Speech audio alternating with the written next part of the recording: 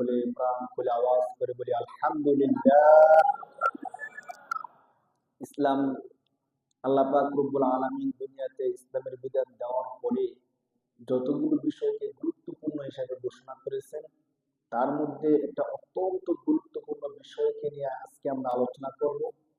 যে বিষয়টাকে আল্লাহ পাক রব্বুল আলামিন কোরআন শরীফের মধ্যে বিভিন্ন আয়াতের মধ্যে আলোচনা করেছেন, রাসূল সাল্লাল্লাহু আলাইহি ওয়াসাল্লাম সহিহ হাদিসের মধ্যে যে বিষয়ের আলোচনা গুরুত্ব সহকারে নিয়ে এসেছেন। শুধু এতটুকু না, বুখারী এবং মুসলিম শরীফ হাদিস, ঐতিহাসিক হাদিস গ্রন্থের এই দুইটা কিতাবের মধ্যে আল্লাহ রাসূল সাল্লাল্লাহু আলাইহি সাল্লাম একটা হাদিসের মধ্যে আলোচনা করেন যে ইসলামের মধ্যে যে বিষয়গুলো মূল, প্রতিটা বিষয়ের কিছু বিষয় থাকে মূল, যে বিষয়গুলো ছাড়া ওই বিষয়টা হয় না। আমরা যখন একটা স্ট্রাকচার তৈরি করি, বিল্ডিং তৈরি করি, তখন পিলার গুলো থাকে মূল। পিলার যত মজবুত, ওই বিল্ডিং স্ট্রাকচারটা তত মজবুত হয়। পিলার যদি দুর্বল হয়, তাহলে ওই বিল্ডিংটাও কি হয়? দুর্বল হয়। রাসূলুল্লাহ সাল্লাল্লাহু আলাইহি ওয়াসাল্লাম ওই ঐতিহাসিক হাদিসের মধ্যে বলেন, ইসলামের মূল ভিত্তি, মূল পিলার হলো পাঁচটা। কয়টা বলেন? পাঁচটা। তবে একটা ডিফারেন্স আছে, আপনাদেরকে শুরুতে বলে রাখি। আমরা যখন বিল্ডিং তৈরি করতে যাই, ধরেন বিল্ডিং তৈরি করতে যদি 10টা পিলার দেওয়া দরকার হয়, কেউ যদি 10টা থেকে 2টা না দেয়, কথার কথা 10টা পিলার দিতে হবে, এর মধ্যে আমি 2টা পিলার দিলাম না, তাহলে বিল্ডিংটা ভেঙে পড়বে না, দুর্বল হবে, কিন্তু ভেঙে পড়বে না স্বাভাবিকভাবে। যদি এমন হয় যে বেশি দেয় নাই, কম দিছে, তখন ভেঙে পড়ার সম্ভাবনা আছে। কিন্তু ইসলামের মূল ভিত্তি, মূল পিলার হলো পাঁচটা। কয়টা ভাই? আমরা একটু এই বিষয়টা নিয়ে জ্ঞান অর্জন করবো ইনশাআল্লাহ আজকে কোরআনের হাদিস থেকে। এই পাঁচটা ভিত্তি এমন, ধরেন আপনারা শুনছেন যে ইসলামের মধ্যে ৭৭টা শাখা আছে। ইসলামের মূল শাখা কয়টা আছে? ৭৭। তো ৭৭টা শাখার মধ্যে আমি 10টা আদায় করলাম, 20টা আদায় করলাম না, ওইগুলো হলো শাখা। আর মূল হলো পাঁচটা। মূল কয়টা? এমন পাঁচটা, যেই পাঁচটা থেকে একটাও যদি কেউ বাদ দেয়, কয়টা বাদ দেয়? বেশি না, ধরেন 5টার মধ্যে 3টা মানলো, 2টা মানলো না, এমন না, 4টা মানছে। কেমন মানছে? 100-র মধ্যে 100 মানছে। একটু বুঝেন, ইসলামের মূল ভিত্তি পাঁচটা। কয়টা ভাই? 5টার মধ্যে কেউ 4টা মূল ভিত্তিকে 100-র মধ্যে 100 মানছে, শুধু মানে নাই একটা। কয়টা মানে নাই? ওলামায়ে কেরামগণ বলেন, কোরআন এবং হাদিস তাকে বলবে সে তুমি মুমিন না। তুমি কি না? মুমিন। দেখেন, অথচ 5টার মধ্যে কয়টা মানছে? 4টা, শুধু মানে নাই একটা। মানে নাই বলে অস্বীকার করছে আর কি। একটা তো হলো আমি পারতেছি না, করি না, এক বিষয়। আরেকটা হলো আমি অস্বীকার করি, আমি মানি না। দুইটা কিন্তু অনেক ডিফারেন্স। আজকে কোনো কারণে ফজরের নামাজটা আমি পড়তে পারলাম না, হয়তো ঘুম ভাঙে নাই, অথবা মসজিদে আসতে পারি নাই, অথবা এমন সময় ঘুম ভাঙছে যখন নামাজের সময় শেষ, তাহলে আমার ফজর নামাজটা আমি আজকে পড়তে পারলাম না। এই জন্য আমাকে 100% কাফের কেউ বলে দিবে না, বলবে আপনি গুনাহগার হয়েছেন এবং জাহান্নামে হাজার হাজার বছর আপনাকে জ্বলতে হবে। এ হলো এক পর্যায়ে। আরেকজন ব্যক্তি বলল, তাকে জিজ্ঞেস করলো আপনি ফজর নামাজ পড়লেন না কেন? ফজর নামাজ যে আল্লাহ ফরজ করছে এটা আমি মানি। সারাদিন কাজ করে কষ্ট করে ঘুমাইছি, এই ঘুম ভাঙিয়ে ওইটা নামাজ পড়তে হবে, ফজরের নামাজ, আমি এটা মানি। দুইজন কি সমান হলো? একজন ঘুমের কারণে উঠতে পারে নাই, জিজ্ঞেস করছে কেন নামাজ পড়েন নাই? ভাই ঘুম বেশি হয়ে গেছে, আজকে উঠতে পারিনি, নামাজটা পড়িনি। আরেকজন বললো যে আমি মানি না ফজরের নামাজ। তাহলে প্রথম ব্যক্তি গুনাহগার হবে, আল্লাহর কাছে ক্ষমা চাইলে আল্লাহ চাইলে কি করতে পারেন? ক্ষমা করে দিতে পারেন। আর দ্বিতীয় ব্যক্তি যে বলছে আমি মানি না, তার ক্ষমার কোন রাস্তা নেই। সে হয়তো ইমানটা আবার দোহরাতে হবে, আবার কারো কাছে গিয়ে কোনো আলেমের হাত ধরে সে আবার মুমিন হতে হবে, নয়তো সে চিরস্থায়ী জাহান্নামী হবে। হাদিস শরীফের মধ্যে আল্লাহ রাসূল সাল্লাল্লাহু আলাইহি সাল্লাম বলেন, বুনিয়াল ইসলামু আলা খামসিন, ইসলামের মূল ভিত্তি হলো পাঁচটা। ইসলামের মূল ভিত্তি কয়টা? পাঁচটা। শাহাদাতু আল্লাহ ইলাহা ইল্লাল্লাহ, প্রথম হলো কালিমা। প্রথম কি? সে বলবে আশহাদু আল্লা ইলাহা ইল্লাল্লাহু ওয়া আশহাদু আন্না মুহাম্মাদান আবদুহু ওয়া রাসূল। আমি সাক্ষী দিচ্ছি আল্লাহ ছাড়া কোনো ইলাহ নাই, মুহাম্মদুর রাসূলুল্লাহ সাল্লাল্লাহু আলাইহি সাল্লাম আল্লাহ তাআলার বান্দা এবং রাসূল, এতটুকু সাক্ষী দেওয়া। প্রথমত একে আমরা সংক্ষিপ্ত ভাবে বলি কালিমা। সংক্ষিপ্ত কি বলি ভাই? কালিমা। অর্থাৎ মনে প্রাণে বিশ্বাস করা যে আল্লাহ একজন। আল্লাহ কয়জন? আর পৃথিবীর মধ্যে আল্লাহ তাআলার পরে যিনি আমাদের কাছে কোরআন হাদিস নিয়ে এসেছেন তিনি হলেন আল্লাহর রাসূল মুহাম্মদুর। এক নাম্বার শাহাদাতু আল্লা ইলাহা ইল্লাল্লাহ, এক নাম্বার হলো কালিমা। দুই নাম্বার অসসালাত, দুই নাম্বার হলো নামাজ। দুই নাম্বার কি? নামাজ। তিন নাম্বার কালিমা, নামাজ, রোজা, হজ, যাকাত। এই হলো মূল ভিত্তি পাঁচটা। মূল ভিত্তি কয়টা? এই হাদিসের মধ্যে ইসলামের মূল ভিত্তি পাঁচটা কথা আসছে। এখন এই পাঁচটার মধ্যে আমাকে মানতে হবে পাঁচটাই, মানে বলতে হবে যে এই পাঁচটা আল্লাহর বিধান এবং এই পাঁচটাকে আমি 100% মানি। পাঁচটাকে 100% কি মানি। কালিমা সবার জন্য সমানভাবে মানা, আমল করা ফরজ। মুখে বলতে হবে, অন্তরে বিশ্বাস করতে হবে।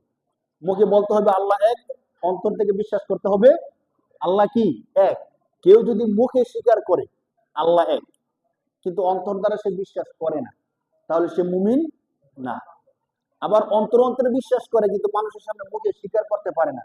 তাকে যখন বলা হলো তুমি বলো আল্লাহ এক কিনা, তখন সে বলে সে স্বীকার করে না। কোনো কারণে যদি হয়, ধরেন এমন হিন্দু এলাকার মধ্যে আছে, সে স্বীকার করলে তাকে হত্যা করে ফেলবে, তো ভিন্ন কথা। কিন্তু কোনো কারণ নাই, কোনো কারণ সাথে যদি স্বীকার না করে তখন আবার সমস্যা। এই জন্য মুখে স্বীকার করতে হবে, আবার অন্তরে কি করতে হবে? বিশ্বাস স্থাপন করতে হবে। তার নাম হলো কালিমা। দুই নাম্বার নামাজ। দেখেন ইসলামের মধ্যে ঈমান আনার পরে সবচেয়ে গুরুত্বপূর্ণ বিধানের নাম হলো নামাজ। এমন একটা বিধান যে বিধান পুরুষ নারী বৃদ্ধ যুবক সবার জন্য সমানভাবে ফরজ। শুধু কিছু কিছু সময় আছে মেয়েদের, যে সময়টায় নামাজ তাদেরকে মাফ করে দেওয়া হয়। আর ছেলেদের কোনো সময় নেই। ছেলেদের নামাজ ফরজ সব সময়, ফরজুল আইন, নামাজটাকে পড়তেই হবে। ওলামায়ে কেরামগণ বলতে শুধু এতটুক না, যদি কোনো ব্যক্তি নদীর মধ্যে ডুবে যাচ্ছে, নদীর মধ্যে ধরেন নৌকায় ছিল বা লঞ্চে জাহাজে ছিল, এখন সেটা ডুবে গেছে, সে সাঁতরাইতেছে, আর এমন সময় সে বুঝতে পারছে যে এখন তার নামাজের রক্ত হয়ে গেছে, যদি নামাজটা না পড়ে নামাজ কাজা হয়ে যাবে, ওই সময়েও যেন সে ইশারা ইঙ্গিতে নামাজ আদায় করে সুবহানাল্লাহ সুবহানাল্লাহ। এই জন্য বলছে তোমার যদি সক্ষমতা থাকে দাঁড়ায় নামাজ পড়া ফরজ। হ্যাঁ, ধরেন কোন রকমের সক্ষমতার মধ্যে একটু দুর্বলতা আছে, আমরা অনেক মসজিদের মধ্যে এমন দেখছি, আপনারা দেখছেন কিনা, মসজিদের মধ্যে যতজন মুসল্লি এর থেকে বেশি চেয়ার থাকে। অনেক মসজিদের মধ্যে আমি দেখছি। এমনটা অনেক সময় কেন করে জানেন? বলে অমুক চৌধুরী বাড়ির অমুকে চেয়ারের মধ্যে নামাজ পড়ে, আমি কি চৌধুরী থেকে কম নাকি? ওর বয়স 60, আমার বয়স তো 65। ও যদি 60 বছর বয়সে চেয়ারে বসে নামাজ পড়তে পারে, তো আমি কি 65 বছর বয়স হয়ে গেছে, আমি কি চেয়ার নামাজ পড়তে পারি না? চেয়ারে কি মূলত বৃদ্ধ হলে চেয়ারে নামাজ পড়ার বিধান? চেয়ারে নামাজ পড়বে এমন ব্যক্তি যার বসার ক্ষমতা নাই, দাঁড়ানোর ক্ষমতা নেই। হ্যাঁ, সে বসলে পায়ের মধ্যে এমন ব্যথা সে বসে থাকতে পারে না, আবার দাঁড়ানোর তো ক্ষমতা নাই, এমন ব্যক্তি চেয়ারে নামাজ পড়তে পারে। কিন্তু আমরা আঞ্চলিক এলাকা সহ অনেক মসজিদ দেখছি শুধু নামাজটা চেয়ারে পড়ে, বাকি সমস্ত কাজ সুন্দরভাবে করতে পারে। জমিনের মধ্যে হাল চাষ করতেছে, দোকানে গিয়ে দোকানদারি করতেছে, তার চাকরির মধ্যে চাকরি করতেছে, সব হাঁটা চলা সবকিছু করে, শুধু মসজিদে আসলে নামাজটা কিসে পড়ে? দুই কারণে। একটা স্টাইল ভালো লাগে, চেয়ারে বসে নামাজ পড়লে সবাই নিচে বসে রয়েছে, আমি কোথায় বসে রয়েছি, ভাব সবটাই আলাদা। অথবা যদি অসুস্থ না হয়, অসুস্থ হলে তো আল্লাহ মাফ করবে অবশ্যই। অথবা এমন হইতে পারে যে অমুকে অমুকে চেয়ারে নামাজ পড়ে, আমি তো চেয়ারে নামাজ পড়তে পারি। যদি এমন হয় তার নামাজ তো হবেই না, উপরন্তু আর গুনাহ হবে। কারণ নামাজ শুদ্ধ হওয়ার জন্য যতগুলো ফরজ আছে এর মধ্যে একটা ফরজ হলো দাঁড়ায় নামাজ পড়া। কিভাবে নামাজ পড়া ভাই? দাঁড়ায় নামাজ পড়া। যদি আমরা এমন অক্ষম হই যে একান্ত চেয়ারে বসা ছাড়া উপায় নাই, তখন আমাদের কারো চেয়ারে বসার অনুমতি আছে। বাকি অনেক মুহাদ্দিসিন কেরামগণ বলছেন চেয়ারে না বসে বসে বসে নামাজ পড়া যাইতে পারে। হ্যাঁ, যদি এমন হয় যে বসলো তার হাঁটু বাঁধতে গেলে রগে টান খায়, সমস্যা হয়, তখন চেয়ারে বসতে পারে। এছাড়া সাধারণ স্বাভাবিক নিয়মে চেয়ারে বসে নামাজ পড়ার অনুমতি নাই। রাসূল সাল্লাল্লাহু আলাইহি সাল্লামের জমানায় বা পরবর্তী জমানায় চেয়ারে বসে নামাজ পড়ছে এমন পাওয়া যায় না। এমনকি একজন সাহাবীর সম্পর্কে এমন আসছিল, তার চোখে যখন মারাত্মক রোগ হয়ে গেছে, চোখটা নষ্ট হবে নাকি ভালো থাকবে এমন পর্যায়ে চলে গেছে, তো একজন ডাক্তার তার চিকিৎসা করার পরে বলছে যে আপনার চিকিৎসা করে দিচ্ছে, আপনার চোখ ভালো হয়ে যাবে, বাকি আপনি সেজদা দিবেন যে মাটির মধ্যে, শুধুমাত্র 1 সপ্তাহ অথবা 2 সপ্তাহ আপনি মাটিতে সেজদা দিবেন না। আপনি কি করবেন, ধরেন কাঠের কোন একটা উপরের বস্তু রাখবেন, ওই কাঠের মধ্যে এমন করে কি করবেন, সেজদা দিবেন। তখন ওই সাহাবী বলছিল, সাহাবায়ে কেরাম তো ইসলামের জন্য, দ্বীনের জন্য সবসময় জীবন দিতে প্রস্তুত ছিলেন, তাদের কাছে আগে ছিল ইসলাম, পরে ছিল নিজের জান জীবন। তো তিনি বলতেছেন, যেই চোখের কারণে আমি আল্লাহর আদেশ, আল্লাহর জমিনের মধ্যে সেজদা দিতে পারবো না, ওই চোখই আমার দরকার নেই। যদি মাটিতে সেজদা করার কারণে আমার চোখ চলে যায়, চোখ চলে যায়, কিন্তু আমি কাঠের মধ্যে সেজদা করব, উপরে সেজদা করব, আমার দ্বারা এটা সম্ভব। ওই সাহাবীরা যদি দেখতো যে আমাদের মসজিদ গুলোর মধ্যে 10 জন মুসল্লি হইলে 15টা চেয়ার, তারা কেমন মনে করতে বলেন? আমি অনেক মসজিদ দেখছি, চেয়ারের কারণে সামনের কাতারগুলোতে বসতে কষ্ট হয়, দেখবেন আপনারা খেয়াল করলে কোনো কোনো মসজিদে। বলতেছিলাম নামাজ ইসলামের মধ্যে গুরুত্বপূর্ণ বিধানের মধ্যে একটা হলো নামাজ। যদি সক্ষমতা থাকে দাঁড়ায় নামাজ পড়তে হবে ফরজ, সক্ষমতা না থাকলে বসে, বসে যদি নামাজ পড়তে না পারে শুয়ে শুয়ে নামাজ পড়বে, শুয়ে নামাজ পড়বে ইশারা ইঙ্গিত করে। যদি ইশারা ইঙ্গিত করতে না পারে, এমনও কথা আছে শুধু চোখের ইশারা ইঙ্গিত দিয়ে যদি সে নামাজ পড়ে, সুবহানাল্লাহ, যদি এমন হয়ে যায় সে শুয়ে ইশারা ইঙ্গিতে নামাজ পড়ে, ওই সক্ষমতাও নাই, তখন তার নামাজ মাফ নাই। ওলামায়ে কেরামগণ বলছেন, যদি এমন হয় দাঁড়ায় নামাজ পড়তে পারে না, বসেও নামাজ পড়তে পারে না, শুয়েও নামাজ পড়তে পারে না, শুয়ে ইশারা ইঙ্গিত নামাজ পড়তে পারে না, তখনও তার নামাজ মাফ হবে না, বরং সে যদি এই অসুস্থতা থেকে সুস্থ হয় নামাজগুলো কাজা করবে। আর যদি সুস্থ না হয়, তার আত্মীয় স্বজনকে ওসিয়ত করে যাবে, এত ওয়াক্ত নামাজ আমি পড়তে পারি নাই, এর জিম্মায় তোমরা আল্লাহ রাস্তায় দান সৎকার করে দিও। সুবহানাল্লাহ, চিন্তা করেন। আমরা তো অসুস্থ হবো দূরের কথা, সুস্থ থাকলে অনেকে নামাজ পড়তে চাই না, না ভাই? যদি আমাদের কেউ এমন হয়, আমাদের আত্মীয় স্বজন, আমাদের বাবা, আমাদের দাদা, ধরেন শেষ বয়সে নামাজ পড়তে পারে নাই, আমরা সন্তান যারা আছি, ধরেন তারা মাসালা না জানার কারণে ওসিয়ত নাও করতে পারে, যদি আমার জানা থেকে যে আমার মনে হয় আমার বাবা শেষ বয়সে 3 বছর অথবা 2 বছর নামাজ পড়তে পারে নাই, বিছানায় পড়া ছিল, তাহলে আপনি ওই সময়গুলোকে হিসাব করে সদকা করে দেওয়াটা, ওলামায়ে কেরামগণ বলছেন, যদি সদকা করে দেয় তাহলে ওই তার কবরে ইসরায়েলের সব অনুযায়ী সবগুলো পৌঁছে যাবে। সুবহানাল্লাহ, আমরা এই কাজটা করতে পারি। 2 নম্বর গেল নামাজ, কালিমা, নামাজ, রোজা রমজান মাসে একবার ফরজ হয় সবার উপর, আমরা সবাই জানি রোজা রাখা ফরজ। আর এই 5টা বিধানের মধ্যে একটাই হুকুম, যদি কেউ মানতে না পারে গুনাহগার হবে, যদি পালন করতে না পারে, কিন্তু কেউ যদি অস্বীকার করে তাহলে সাথে সাথে সে কি হয়ে যাবে ভাই, কাফের হয়ে যাবে। ধরে কেউ বললো যে আমি আল্লাহকে বিশ্বাস করি, রসুলকে বিশ্বাস করি, নামাজ আদায় করি, সবকিছু করি, কিন্তু আমি রোজা যে ফরজ এটা আমি মানি না, আমি অস্বীকার করলাম, তাহলে সে সাথে সাথে কি হয়ে যাবে ভাই, কাফের হয়ে যাবে। আজকে গুরুত্বপূর্ণ একটা বিধান নিয়ে আপনাদের সামনে আলোচনা করব, সেই বিধানটার নাম হলো হজ। সেই বিধানের নাম কি বলেন? হজ। ইসলামের 5টা মূল ভিত্তির মধ্যে একটা মূল ভিত্তি হলো হজ। কোরআন শরীফের 4 নম্বর পারার প্রথম পৃষ্ঠায় আল্লাহ তাআলা বলেন, ওয়ালিল্লাহি আলান নাসি হিজ্জুল বাইতি মান ইসতাতাআ ইলাইহি সাবিলা। ওয়ালিল্লাহি আলান নাস, মানুষের জন্য আল্লাহর পক্ষ থেকে বিধান করে দেওয়া হয়েছে কি, ওয়ালিল্লাহি আলান নাসি হিজ্জুল বাইতি, সে যেন বাইতুল্লাহ হজ করে। বাইতুল্লাহ কি করে? কে? মান ইসতাতাআ ইলাইহি সাবিলা, আল্লাহ তাআলা শর্ত লাগাই দিয়েছেন, আল্লাহ তাআলা যাকে সমর্থ দিবেন সে হজ কে করবে ভাই, আল্লাহ যাকে সমর্থ দিবেন হজ করবে সে, সবার উপর না। যাদের হজ করার মতো ক্ষমতা নাই তাদের উপর না, যাদের হজ করার ক্ষমতা আছে তাদের উপর হজ ফরজ। এখন হজ করার ক্ষমতা 2 রকমের, একটা হলো শারীরিক ক্ষমতা, আরেকটা হলো আর্থিক ক্ষমতা। এখানে কি উদ্দেশ্য? এখানে উদ্দেশ্য হলো আর্থিক সক্ষমতা। কি সক্ষমতা ভাই? কোন ব্যক্তির উপর যদি আর্থিক সক্ষমতা হয়, আর্থিক সক্ষমতাটা কেমন? ধরেন আমার পরিবার পরিজন চালানোর পরে, সবকিছু ঠিক রাখার পরে বাইতুল্লাহ যাওয়া এবং আসার মতো খরচ আমার হাতে আছে, যত হোক, নির্দিষ্ট কোনো কিছু না, জাকাতের জন্য কিন্তু মাল নির্দিষ্ট পরিমাণ হতে হয়, হ্যাঁ।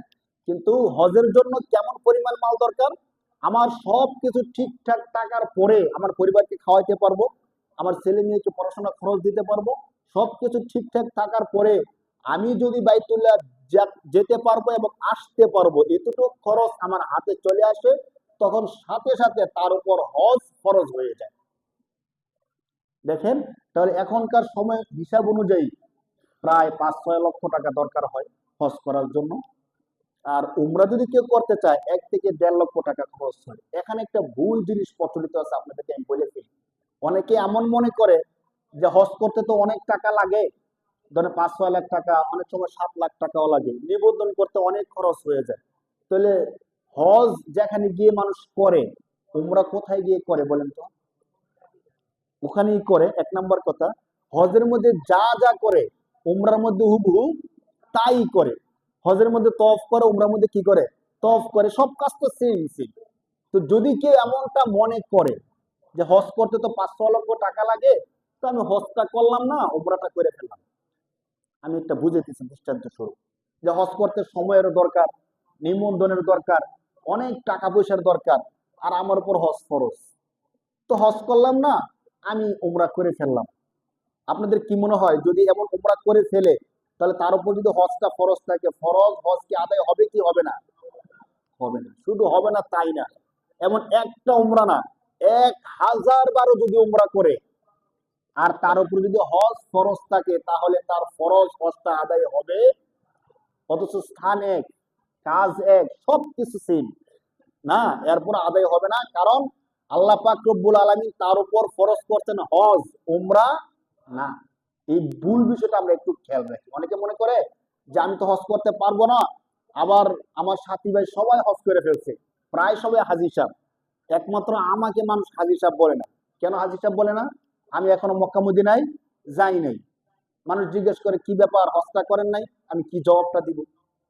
তো মানুষের মুখ বন্ধ করার জন্য, নামের শুরুতে হাজী সাহেব শব্দটা বৃদ্ধি করার জন্য কেউ যদি উমরা করে চলে আসে, তাহলে সে কি হাজী সাহেব হবে বলেন? আমি কেন কি করতেছি, মানুষ জানুক অথবা না জানুক, জানে কে? কে জানে ভাই? আল্লাহ জানে। তাহলে উমরা এবং হজের মধ্যে পার্থক্যটা কি আপনাদেরকে ছোট্ট করে বলে ফেলি। যদি স্থান এক হয়, কাজও এক হয়, তাহলে উমরা করলে হজ কেন হবে না? কারণ কাবা শরীফে আসা যাওয়ার করলেই তো হজ উমরা হয়ে যায়। বিষয়টা হলো, হজের জন্য নির্দিষ্ট একটা সময় আছে। জিল হজ মাসের 8 তারিখ থেকে নিয়ে 13 তারিখ পর্যন্ত যে কাজগুলো করা হয় কাবা শরীফে, ওইগুলো হলো আল্লাহর পক্ষ থেকে নির্ধারিত ফরজ হজ। আর এছাড়া বাকি সারা বছর যে কোনো সময় যে কোনো দিন কাবা শরীফে যাবে, তওয়াফ করবে, যা যা করার আছে সাই তওয়াফ মিনা, যা যা কাজ আছে সবগুলো কাজ করবে। এগুলোকে বলা হয় উমরা। কি বলা হয় বলেন? উমরা। অতএব ওলামায়ে কেরামগণ বলছেন, কোন ব্যক্তির উপর যদি হজ ফরজ হয়, এই মাসলাটা একটু মনোযোগ দিয়ে বুঝেন। আমি যখন আমার বয়স 25 বছর বয়স, আমার নিজস্ব ইনকামের মাধ্যমে আমার কাছে এমন টাকা আছে, যেই টাকা দিয়ে আমি পরিবার চালানোর পরে আমি কাবা শরীফে আসতে পারবো এবং যেতে পারবো, তখনই সাথে সাথে আমার উপর ফরজ হয়ে যাবে উমরা নাকি হজ?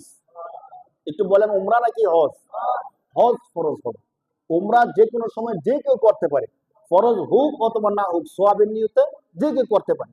হাদিসের মধ্যে আসছে না যে কেউ যদি কাবা শরীফে যায়, আল্লাহর কাবা ঘরের দিকে শুধু তাকায় থাকলে তার সগীরা গুনাহগুলো ক্ষমা হয়ে যায়। সুবহানাল্লাহ। হাদিসে আছে। হাজার আসওয়াদের মধ্যে কেউ যদি চুমা দেয়, তার জীবনের সমস্ত গুনাহগুলো ক্ষমা হয়ে যায়। সুবহানাল্লাহ।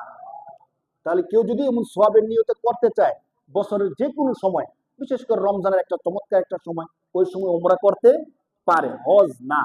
ওলামায়ে কেরামগণ বলছেন, কোন ব্যক্তির উপর যদি হজ ফরজ হয়, মানুষের আর্থিক অবস্থা কিন্তু সব সময় সমান থাকে ভাই। টাকার কোনো গ্যারান্টি নাই। এখন আমি গরিব, আবার বড়লোক হইতে পারি, আবার বড়লোক, আবার যে কোনো মুহূর্তে গরিব হয়ে যেতে পারি। এখন ধরেন 26 সালে আমার উপর হজ ফরজ হয়েছে, আমি কাবা শরীফে যেতে পারবো এবং আসতে পারবো, এই পরিমাণ টাকা আমার আছে। আমি চিন্তা করলাম এই বছর তো আমার ব্যবসায়িক ব্যস্ততা একটু বেশি, বা কাজ টাজ বেশি, সন্তান একটা বিবাহ দিতে হইব, বিবাহ করতে হইব, এই বছর হজটা না করি, অন্য কোনো এক বছর হজ করে নিন।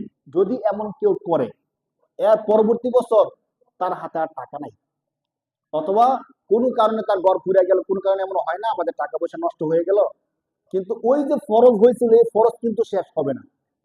যদি আমরা দরিদ্র থাকি, টাকা পয়সা না থাকে, হজ ফরজ না হয়, হজ না করি, আল্লাহর দরবারে আমাদেরকে জবাব দিতে হবে না। হজ না করলে কিন্তু আল্লাহর দরবারে কি দিতে হবে? জবাব দিতে হবে। ফরজ না, ফরজ বিধানের জবাব দিতে হবে। যদি আমার সমর্থ না হয়, হজ করলাম না, জবাব দিতে হবে না।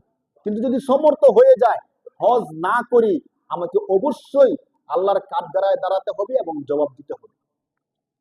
ওলামায়ে কেরামগণ বলেন, যদি পরবর্তী বছর সে দরিদ্র হয়ে যায়, অথবা অসুস্থ হয়ে যায়, অথবা মারা যায়, এই তিন অবস্থার যে কোনো এক অবস্থা হোক, তার উপর ওই ফরজ হজ থেকেই যাবে।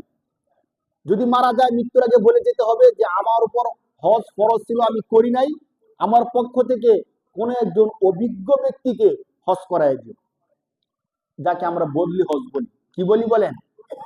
কি হজ বলি? অনেকে বদলি হজ করাতে গিয়ে যে কোনো একজনকে বদলি হজে পাঠায় দেন। আপনি এমন একজনকে বদলি হজে পাঠাইলেন যে হজের নিয়ম কানুন জানেন, তো তার নিজের হজে যদি ঠিক মতো না হয়, তো আপনার হজটা কিভাবে করবো? সে নিয়ম কানুন কিচ্ছু জানে না, আপনি পাঠাইছেন, সে গেছে আর আসছে। এর জন্য বলছে যে বদলি হজ করাতে হলে এমন ব্যক্তির মাধ্যমে, যে ব্যক্তি মোটামুটি কোরআন হাদিস জানে, বদলি হজ করতে পারবে এমন সক্ষমতা আছে, এমন ব্যক্তিকে মাধ্যমে বদলি হজ করাতে হবে। বাকি মাসআলা যেটা বলতেছিলাম, যদি আমার উপর হজ ফরজ হয়, আমি হজটা না করি, তাহলে পরবর্তী বছর আমাকে হজ করতেই হবে, মাফ আমার করার হবে না। কারণ আল্লাহ সুযোগ দিছিল, আমি ওই সুযোগটা কি করে নাই? গ্রহণ করি নাই। যদি আমি সুস্থ হই, পরবর্তী বছর করতে হবে। যদি আমি মারা যাই, ওসিয়ত করে যেতে হবে যে আমার পক্ষ থেকে যদি এই হজটা কেউ না কেউ করে নেয়। হজের ক্ষেত্রে আপনাদেরকে এখানে একটা হাদিস শোনায় দিই।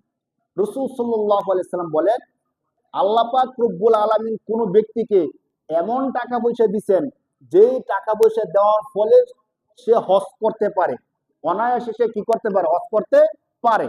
এত সত্ত্বেও সে হজ করলো না। আল্লাহ রাসূল বলেন, আমার এই উম্মত, সে ইহুদি হয়ে মারা যাক অথবা খ্রিস্টান হয়ে মারা যাক, তার উপর আমি নবীর কোনো দায়িত্ব নাই। বলেন নাউজুবিল্লাহ। সহিহ হাদিস। আপনি ভাবতে পারেন কথাটা কি বলছে রাসূল? যে রসুলের, যে নবীর সুপারিশ ছাড়া আমরা জান্নাতে যেতে পারবো না, যেই নবী সর্বপ্রথম আমাদেরকে সুপারিশ করে জান্নাতে নিয়ে যাবেন, হাসরের ময়দানে যার জন্য সারা বিশ্বের সমস্ত উম্মত অপেক্ষায় থাকবে।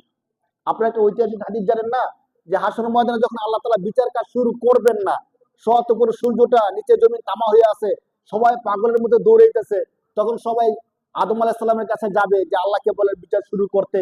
এমন করতে করতে সব নবী না করে দিবেন।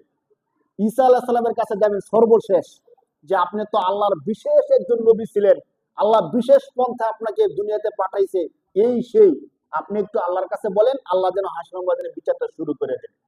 ঈসা আলাইহিস সালাম বলবেন, দেখো এই কাজটা তো কেউ করে নাই, আমার দ্বারাও সম্ভব না, তোমাদেরকে আমি একটা পরামর্শ দিয়ে দিই। কি পরামর্শ? এই কথা কিন্তু কে বলতেছে? উম্মতে মুহাম্মদী না। আদম আলাইহিস সালাম থেকে নিয়ে পৃথিবীর কিয়ামত পর্যন্ত যত উম্মত, সবাই বলবে তোমাদেরকে আমি একটা পরামর্শ দিই, বরং তোমরা এক কাজ করো, আল্লাহর সবচেয়ে প্রিয় এবং গ্রহণযোগ্য একজন নবী ছিল, সর্বশেষ নবী মুহাম্মদুর, তোমরা তার কাছে যাও, তোমরা তার কাছে যাও। আজকের দিনে কেউ যদি আল্লাহর সাথে কথা বলতে পারে, তাহলে একমাত্র ব্যক্তি আছেন তিনি, যিনি আল্লাহর সাথে সরাসরি কথা বলতে পারবেন। সুবহানাল্লাহ। কেন সেদিন আল্লাহর সাথে কেউ কথা বলতে পারবে না? আপনাদেরকে একটা আয়াত শোনাইছিলাম না, যে সমস্ত মানুষকে আল্লাহ তোলার পরে আল্লাহ তাআলা যখন তার আসনের মধ্যে আল্লাহ তাআলার সমস্ত খোদাইয়াত শক্তি নিয়ে আল্লাহ তাআলা বসবেন, সবাই ভয়ে থর থর করে কাঁপতে থাকবে। তখন আল্লাহ তাআলা রাগত স্বরে বলবেন যে লিমানিল মুলকুল ইয়াউম, আজকের দিনের রাজত্ব কার? দুনিয়া তো অনেক ক্ষমতা দেখাইছো, অনেক রাজাগিরি, অনেক বাদশাগিরি করছো, আজকে তো আমার সামনে আসছো, আজকে বলো। কোরআন শরীফের 24 নম্বর পারার আয়াতের মধ্যে, সূরা মুমিনের মধ্যে আল্লাহ তাআলা বলেন, সূরা গফর বলা হয় এই সূরাকে, যে সেদিন আল্লাহ তাআলা রাগত স্বরে বলবেন লিমানিল মুলকুল ইয়াউম, বলো আজকের দিনের রাজত্ব কার? সবাই থরথর করে কাঁপতে থাকবে, কেউ কথা বলবে না। পরে আল্লাহ নিজেই জবাব দিবেন লিল্লাহিল ওয়াহিদিল কাহ্হার। কাহ্হার অর্থ হলো মহারাগে রাগান্বিত পরাক্রমশালী আল্লাহর ক্ষমতা, সুবহানাল্লাহ। এমন ভয়ঙ্কর সময়ে কে কি কথা বলতে পারে বলেন? আমাদের ঘরের মুরব্বী বাবা যদি রাগ হয়ে যায় তো সবাই চুপ হয়ে যায়, কেউ কোনো কথা বলেন। অথচ বাবা আমাদের সবচেয়ে আপন না বলেন? কারো কাছে কিচ্ছু বলতে না পারলে বাবার কাছে বলতে পারি, কিন্তু যদি কোনো ঘটনাক্রমে বাবা রাগ হয়ে গেছে তখন কিন্তু আমরা সবাই চুপ হয়ে যাই, কেউ কিছু কথা বলে না। এই বাবা রাগ করছে, কেউ কথা বলি। হাসরের ময়দানে এর থেকে আরো অনেক ভয়ঙ্কর হবে। আল্লাহ পাক রব্বুল আলামিন যখন বলবেন লিমানিল মুলকুল ইয়াউম লিল্লাহিল ওয়াহিদুল কাহ্হার, ওই মুহূর্তে আল্লাহর সাথে কথা বলতে পারবেন একমাত্র কে? মুহাম্মাদুর। সমস্ত মধ্যে রাসূল সাল্লাল্লাহু আলাইহি ওয়াসাল্লামকে ধরবেন যে নবী একটু সুপারিশ করেন। রাসূল সাল্লাল্লাহু আলাইহি ওয়াসাল্লাম সহিহ হাদিসের মধ্যে আসছে, রাসূল সাল্লাল্লাহু আলাইহি ওয়াসাল্লাম আল্লাহ তাআলার সিংহাসনের যেই গম্বুজ আছে, স্তম্ভ আছে, পিলার, ওই পিলারের পাশে গিয়ে রাসূল সাল্লাল্লাহু আলাইহি ওয়াসাল্লাম সিজদায় পড়ে যাবেন, কিচ্ছু বলবেন না, সিজদায় পড়ে যাবেন। তখন আল্লাহ পাক রব্বুল আলামিন নিজে বলবেন ইরফা রাসাক, হে নবী আপনি আমার সাথে কথা বলেন, আপনি আপনার মাথা উঠান, সুবহানাল্লাহ। আপনি কি চান আমার কাছে বলেন, আজকের দিনে আমি আল্লাহ আপনার সমস্ত কথাগুলো শুনবো, সুবহানাল্লাহ। এখন একটু ভাবেন আমাদের পিছনের হাদিসটা, যেই নবী এমন মর্যাদার, ওই নবী যদি বলে যে যে আমার উম্মত সুযোগ হওয়া সত্ত্বেও হজ করলো না, সক্ষমতা থাকা সত্ত্বেও হজ করলো না, সে ইহুদি হয়ে মারা যাক অথবা খ্রিস্টান হয়ে মারা যাক, আমি নবীর তার উপর কোনো দায়িত্ব নাই, এমন কথা বললে ওই কঠিন সময়ে তার কোনো উপায় থাকবে বলেন? থাকবে না। তাহলে আমাদেরকে টাকা পয়সা দিয়া ক্ষমতা দান করছেন কে? ওই আল্লাহ আমাদেরকে বলছেন যে আমার ঘরের মধ্যে তোমরা আসো, হজ করতে, জিয়ারত করতে আসো। যদি আমি আল্লাহর কথাটা না শুনি তাহলে আমার থেকে হতভাগা আর কেউ হতে পারে না। হজ ফরজ করছেন, আমাকে যেতে হবে, শুধু এতটুক না, আমাদের তো উচিত ছিল অল্প ক্ষমতা থাকলেও হজের মধ্যে চলে যাওয়া। কেন? একে তো হলো এই গড়টা এমন একটা গড়, যে গড়ের সম্পর্কে কোরআন শরীফের 4 নম্বর পড়ার প্রথম পৃষ্ঠার মধ্যে আল্লাহ তাআলা বলছেন এই গড়টা হলো বাইতে আতিক।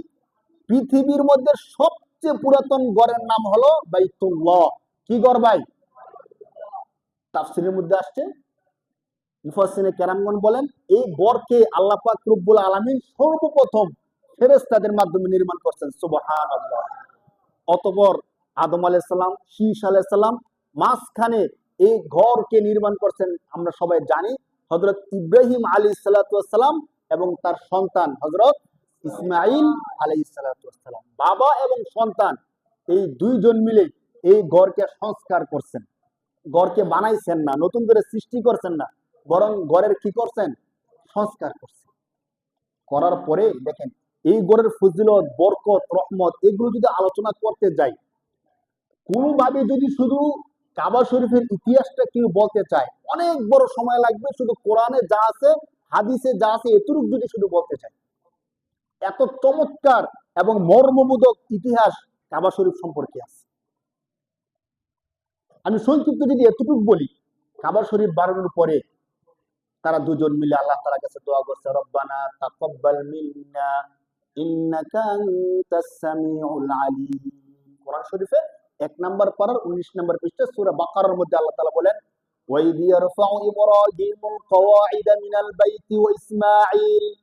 যখন এই কাবা শরীফের ভিত্তি প্রস্তর স্থাপন করলেন হযরত ইব্রাহিম আলাইহিস সালাম এবং তার সন্তান ইসমাঈল আলাইহিস সালাম, ওয়াইদ ইয়ারফাউ ইব্রাহিমুল কওয়াইদা মিনাল বাইতি ওয়া ইসমাঈল রব্বানা তাকাব্বাল মিন্না ইন্নাকা আনতাস সামিউল আলিম।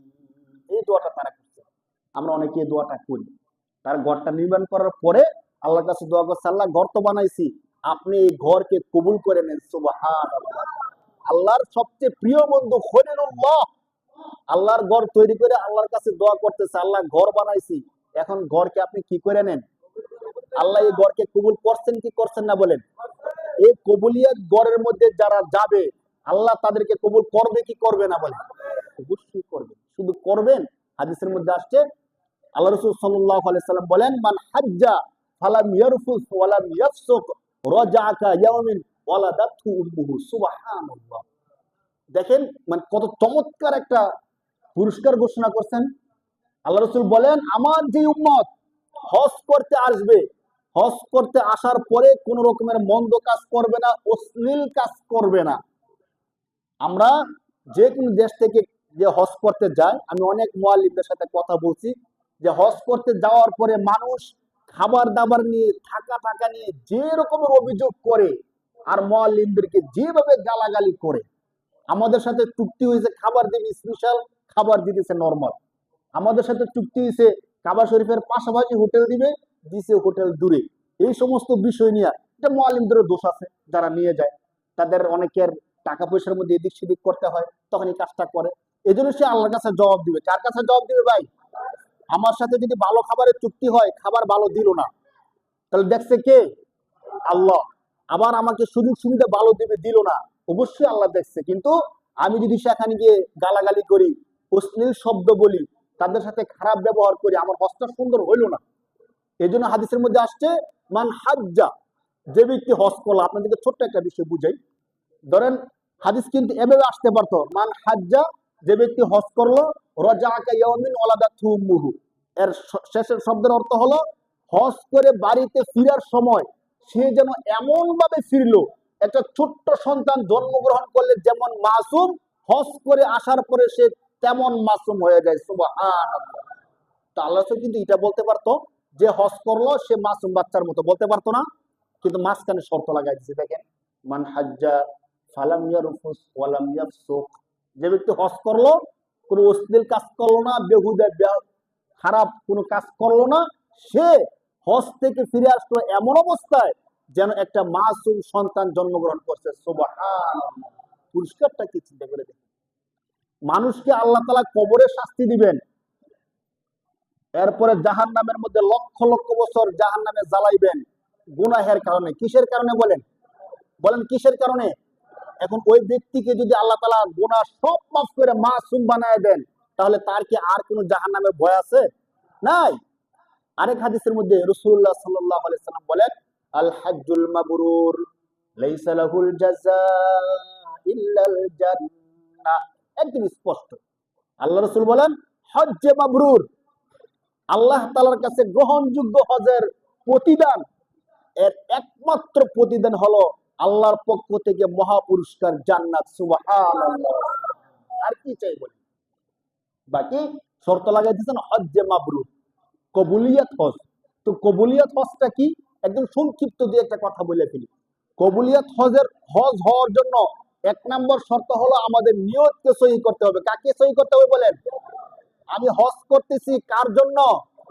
নাকি মানুষ হাজী সাহেব বলবে এই জন্য? আমার সাথী সঙ্গী সবাই হাজী সাহেব লাগায় নামের শুরুতে, আমি এখনো হাজী সাহেব লাগাইতে পারি না। তাদেরকে নাম ঘোষণা করার সময় বলে হাজী অমুক সাহেব, হাজী অমুক সাহেব, আর আমার নাম বলার সময় হাজী বলে না। টাকা যা লাগুক ছেলেদেরকে বলো টাকা দিয়ে আমি কি করে আসি? হজ করে আসি। হজটা কি কবুল হওয়ার সম্ভাবনা আছে ভাই? আমি তো সওয়াবের জন্য আল্লাহর জন্য হজ করি নাই, নামের জন্য হজ করছি। বাকি সহজ কথা হইলো, আমি যদি আল্লাহর জন্য হজ করি, আমি হাজী সাহেব হব কি হব না বলেন? আমি যদি একমাত্র হজ করছি কার জন্য, আমি হাজী সাহেব হব কি হব না? মানুষ আমাকে হাজী সাহেব বলবে কি বলবে না? দেখেন লাভ লসটা মিলান। আমি যদি হাজী সাহেব নামের জন্য হজ করি, আমার টাকা পয়সা গোল্লায় গেল, আমার হজ আল্লাহ কবুল করলো না, মানুষ শুধু জাস্ট আমাকে কি বললো? হাজী সাহেব বললো। আর আমি যদি খালেস নিয়তে কার জন্য হজ করি, মানুষ আমাকে হাজী সাহেব অবশ্যই বলবে, বলবে না বলেন? সমাজে বলে, তো কোনো দোষ নাই, সমস্যা নেই। আমি আল্লাহর জন্য হজ করছি, মানুষ আমাকে হাজী সাহেব বললো, আমি রাগ করবো না, না বললো আমি কি করবো না? রাগ করবো না। এজন্য হজ্জে মাবরুর, হজ কবুল হওয়ার জন্য এক নাম্বার শর্ত হলো আমাদের নিয়তকে কি করতে হবে ভাই? সহি করতে হবে। দুই নাম্বার, যেই টাকা দিয়ে আমি হজ করব, এই টাকাটা আমার হালাল হতে হবে। কি হতে হবে ভাই? কেউ যদি হারাম টাকা দিয়ে, সুদের টাকা দিয়ে, ঘুষের টাকা দিয়ে হজ করে, তার হজ হবে কি হবে না? হবে না। কারণ আপনারা জানেন সুদের টাকার মালিক সে না। কোন ব্যক্তি যদি, ওলামায়ে কেরাম একটা মাসালা বলছেন, কোন ব্যক্তি যদি সুদের টাকা মসজিদের মধ্যে দান করে, বাহবা পাওয়ার জন্য অনেকে করে না, যে অমুক মসজিদের মধ্যে আমি 1 লক্ষ টাকা দান করলাম, ইমাম সাহেব বললো মার হাবা, বলেন মার হাবা। এই যে 1 লক্ষ টাকা দান করছে, সব হবে না গুনাহ হবে? ওলামায়ে কেরামগণ বলছে শুধু গুনাহ হবে না, কবিরা গুনাহ হবে। কি গুনাহ হবে বলেন? সুদের টাকা আল্লাহর ঘর মসজিদে দান করার কোনো সিস্টেম নাই। তাহলে আল্লাহর ঘরে যদি দান করার সিস্টেম না থাকে, ওই সুদের টাকা দিয়ে কি হজ করা যাবে? যাবে না। তাহলে কবুল হজের জন্য 1 নম্বর কথা হলো আমাদের নিয়তকে খালেস করতে হবে। 2 নম্বর কথা হলো আমাদের যে টাকাটা পিওর, আমার হালাল টাকা, ওই টাকা দিয়ে আমাকে হজটা করতে হবে। 3 নম্বর, হজে যাওয়ার পরে যত কষ্ট হোক, যত কিছু হোক, ধৈর্য ধারণ করতে হবে। গালাগালি করা, মন মালিন্য করা, ঝগড়াঝাটি করা, কোনো কিছু করা যাবে না। এমন ভাবে যদি আমরা হজটা করতে পারি, তাহলে আল্লাহ পাক রব্বুল আলামিন একটা মাসুম বাচ্চা দুনিয়াতে আসার পরে যেমন নিষ্পাপ, যদি কেউ এই 3টা শর্ত মেনে হজটা করতে পারে, আল্লাহ তাআলা তাকে নিষ্পাপ বানিয়ে দিবে। বলে সুবহানাল্লাহ। চিন্তা করেন জান্নাত কেমন, আমরা কেউ দেখছি? জান্নাতে কি আছে কেউ দেখছি? দেখি নাই। সহিহ হাদিসের মধ্যে আসছে, কাবা শরীফের যে হাজর আসওয়াদ পাথরটা আছে, এই পাথরটা সরাসরি আসছে জান্নাত থেকে। বলেন সুবহানাল্লাহ। দুনিয়ায় থেকে কেউ যদি জান্নাতের কোনো বস্তু দেখতে চায়, তাকে কোথায় যেতে হবে বলেন? মক্কায় কাবা শরীফে যেতে হবে। একটা সৌভাগ্য আর কি হতে পারে বলেন? আমি দুনিয়ায় থেকে জান্নাতের একটা বস্তু শুধু দেখছি না, সেখানে গিয়ে চুমু দিছি। চুমু দিলে আল্লাহ তাআলা তার জীবনের সমস্ত সগীরা গুনাহ ক্ষমা করে দেয়। সুবহানাল্লাহ। আল্লাহ তাআলা আমাদের সবাইকে হজ এবং উমরা করার তৌফিক দান করুক, বলি আমিন। যারা একবার করছি বারবার করার সুযোগ দেখ, বলি আমিন। যারা সুন্নাত বলে, যারা